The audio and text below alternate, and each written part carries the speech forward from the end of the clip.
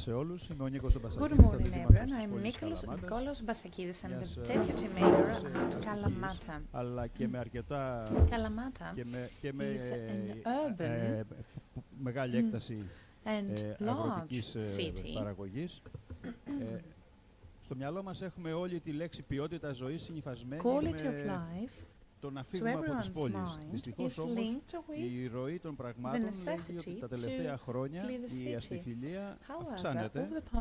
Άρα και έρχεται η Ευρώπη και λέει ότι θα πρέπει να αντιμετωπιστεί το γεγονός αυτό και να προσπαθήσουμε να κάνουμε τις πόλεις μας to try and make our cities climate neutral.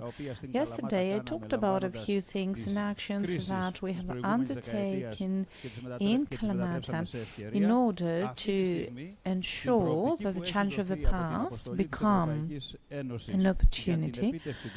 Right now, the agenda of the European Union to achieve climate neutrality by 2030 means that the bar for cities is rather high. Just like Dimitris Papasteriou said before, it is very difficult to get there.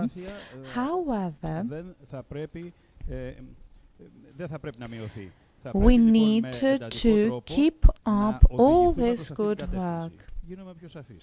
And of course, I will be more clear and succinct. Right now, our cities have a unique opportunity to tackle climate change. The goal is for everyone to collaborate in order to change the in which cities operate. When we talk about a medium-sized city such as the city of Kalamata, I don't know what happens in Athens, I'm no competent to talk about that. The major problem we're being faced with has to do with mobility, meaning that citizens have a hard time move around the city on a daily basis. We have a rather extended surface on the city. Nonetheless, we see that too many operations of the city are grouped in a single place. So, given that our city is a hub for the entire region of Messenia, and I was so happy having listened to the wife of Kostas Miras that she also visits Kalamata for many reasons other than for practical red tape related issues. You do realize that we host people from all around Greece and especially the Peloponnese. You say that you travel there for fun, for leisure, but I'm talking about the necessity of having everyone living in a wide radius all around Kalamata, visiting Kalamata in order to do the job. So what have we done? We started opting for soft mobility. We want to enhance that, and I was discussing that with Nikolaos Basakidis. He is a prime fellow citizen, and we talked about the way in which they operate. In terms of mobility, they also have non-privately owned vehicles. Electrical cars are part of our planning. Anyway, we want to move towards this direction in order to address problems that have to do with mobility and transportation in the city. By transportation, I'm talking about the major problems that have to do with the supply chain, the logistics of the market. Today, things are not organized. Although rules are in place, at least that's what we do, there are instructions as to when the stores can receive the supplies. I'm afraid that not many people follow that, meaning that this is not that well organized. I will give the floor to Thanasis Kouniotis then, and he will talk about smart cities. Right now, as we speak, we have already completed the technical description of the various interventions in order to draft the climate contract that we have to do. It's an obligation because we participate in a specific working group for smart cities. We have completed this technical bulletin providing for what we're going to do and how.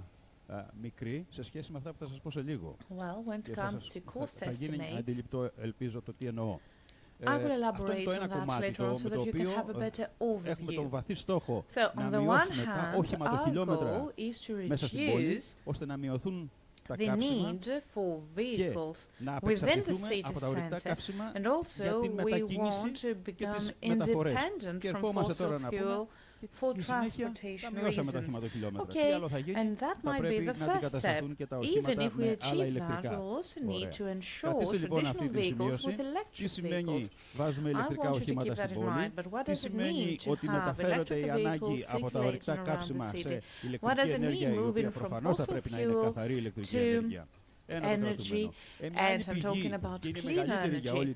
Another source is the buildings reserve, because you do realize that the greenhouse gas emissions increase, and I'm trying to share my professional view because I'm also a professor. We tend to listen to the fact that carbon dioxide emissions are so many, and so we try to measure them using a global unit. Either it has to do with oil or lignite or anything else. This is translated into carbon monoxide equivalent. That's a unit to measure climate neutrality. So there is the need to replace internal combustion engines. But what will the fuel be? Clean energy. Okay, if we have that, that's all good and well. We have hydrogen, technology advances, develops and grows. So we don't know what can replace internal combustion engines. Buildings reserve. We start with residences. At Kalamata, according to our surveys, we know that buildings account for 60% of all greenhouse gas emissions. And this also has to do with the tertiary sector. We have manufacturing, we have schools, we have other public services, and we see that the interventions that need to be undertaken in the building sector are interventions that aim at saving on energy, because we want to reduce our needs, and then we want to replace the energy we currently use, and this is fossil fuel-based. We want to transition to clean energy-based solutions. So let clean energy aside. We also need many investments to be made in order to refurbish and renovate the shell of the buildings. And this is a planning that needs investment of up to 1 billion. When we have 5 million square meters of homes, you do realize how extensive this cost for shell renovation is. This also raises all other questions. For example, what are the raw materials required in order to do those interventions, those refurbishments? All those things converge to the following: if we want to save on things, petrol combustion engines need to be replaced by heat pumps. Can you imagine 20,000 residences in the city requiring 20,000 heat pumps? So you do realize that the market is moving towards a different direction.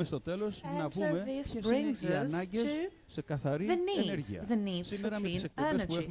Today, given the current needs that have been recorded according to survey, this is why I'm speaking in numbers here, our city has some 400,000 carbon dioxide units equivalents. When it comes to energy, this means 670 gigawatt hours. How are we going to find them? Thanks to the sun. Well, in order to build photovoltaics, we need to invest a very extensive and large surface. If you consider that a 10,000 kilowatt unit requires, for 1 megawatt, we need 15 streams of land. So you do realize, more or less, that it is very difficult, even if we make the most of all free spaces on the roofs or all the buildings. It's very difficult to ensure that this clean energy is being generated by solar energy alone. So that's another topic. Right now, I am sharing with you the various concerns that we have seen according to the working groups in the city, because we do have the working groups, and it is a wonderful journey that we have embarked on. It is a journey where we have university people, people in the market, we focus on mobility. We also have other teams, academia, people focusing on energy, waste and waste management. And all that puts together what we call the climate contract in our cities. The concern remains, how are we going to find clean energy? And there's also another question, how can we refurbish, how can we revamp our buildings reserve and industry reserves and the tertiary sector in general? This is where we need to start with. We need to start by raising awareness among everyone.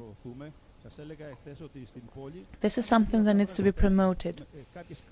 Like I said, we turned some crises into opportunities. We had the first crisis in 2010, and as of the year 2015, we started replacing municipal lighting.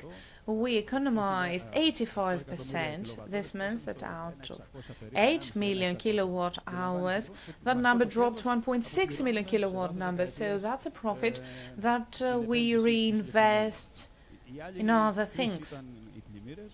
Floods were the other crisis that we had to face, and this made us think of other ways in which we could protect our cities, put together flood protection means and measures in order to meet the climate neutrality goals. I think that this is what, to my point of view, should consider. And we at local administration, not only in Greece, not only in Kalamata, but we also discuss with other ministers, because in Greece we have a network of 85 mayors, 85 municipalities that really care and are more aware of what we call climate neutrality. And by climate neutrality, I'm talking about the quantitative means and measures, climate crisis, and whether this affects the production and our habits in general. I think I have gone too long. I have taken too much of your time, dear Kostas.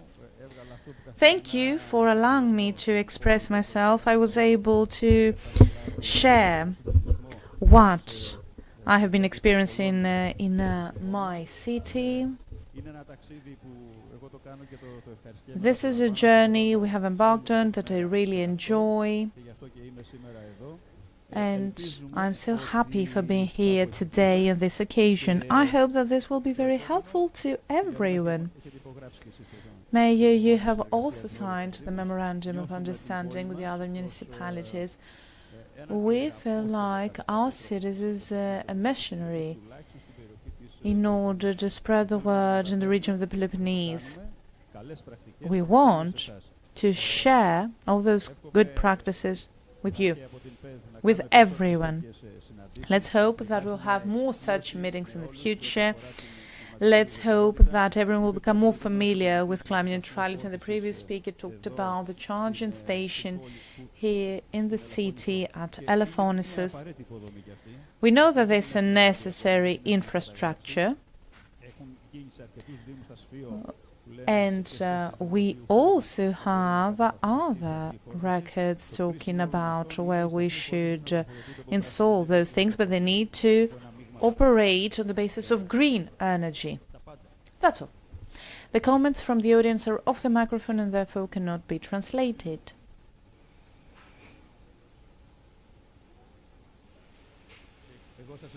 Thank you. Sorry if I have talked too long. I just wanted to express all my thoughts and ideas. Thank you.